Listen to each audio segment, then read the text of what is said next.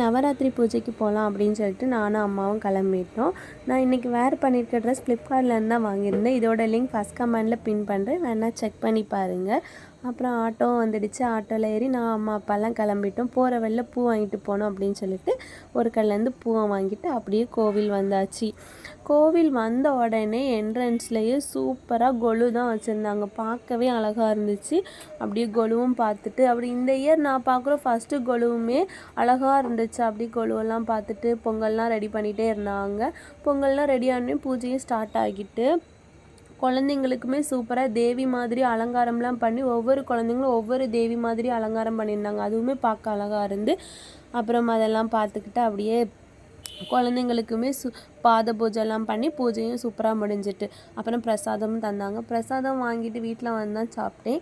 பிரசாதம் சூப்பராக இருந்து. சரி காய்ஸ், நெக்ஸ்ட் வீடியோவில் பார்க்கலாம். அப்படியே நம்ம சேனலை லைக் பண்ணி சப்ஸ்கிரைப் பண்ணிடுங்க. பாய்.